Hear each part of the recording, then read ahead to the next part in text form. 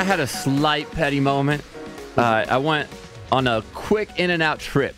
Where'd you go? Over the weekend. Minneapolis. Oh, wow. For work. It was me, our boy White Cheddar, producer White Cheddar, executive producer. Bossman George. All right.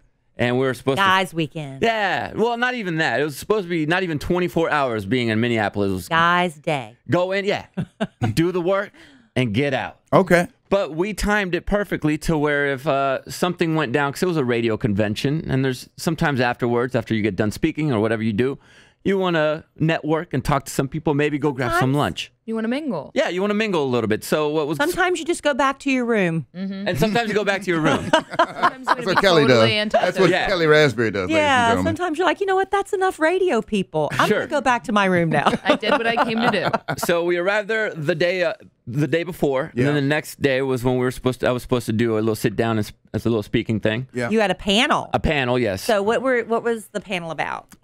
Talent. It was how to overcome.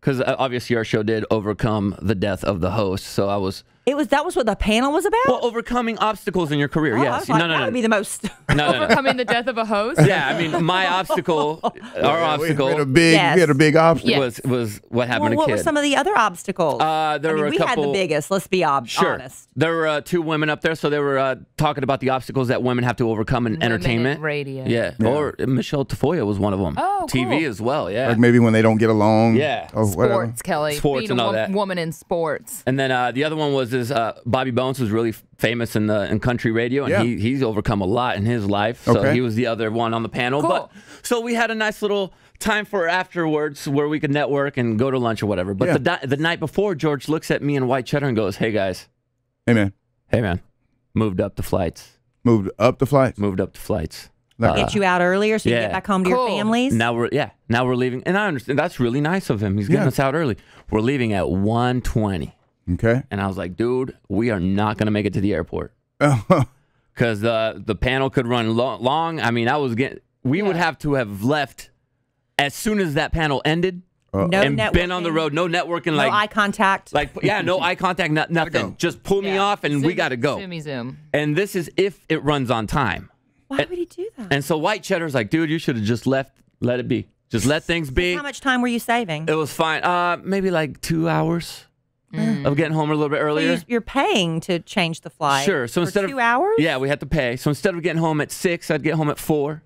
Well, that's not bad. I mean, still nice. You get home at the beginning of rush hour instead of the tail end. Right. So, which is cool. Whatever. Can't wait. So we wake up.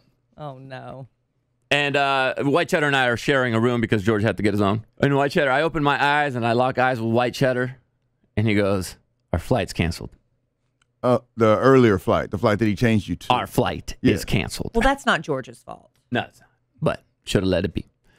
So no problem. Just go back to the original flight, right? So apparently they choose your flight for you, and they choose the latest flight because, you get in here and change it yourself, but we're going to put you on the latest flight because we don't know what's going on in your day. So here you go. Last flight out. Oh, boy. And we're like, okay, we're trying to call. Obviously, about 130 people are also trying to get home. So that flight we were on, where we were sitting comfortably in the exit row, I had the aisle seat. Cheddar had the window seat. Perfect. Beautiful. Yeah, changed it to the 1 o'clock where we were sitting in the middle in the back. That one was canceled. Now we're on the latest flight coming out. Are you back to comfy seats? No, we're back in the middle seats, Kelly. Living the life. When did you get home? Well, the funny part is, because George is with us, right? And we show up to the airport because he's begging us. We're like, we're just going to go to the Mall of America. We're going to have a good day. He goes, no, come to the mall. Come to the airport with me. I'll get you guys on the earlier flight with me. And we were like, with you, what? He's on it. George had the 3:20 flight. Like, he was set. Like, he had the earlier flight. And he's like, just come with me. I'll get you on. So we went to the airport, all the way to the airport.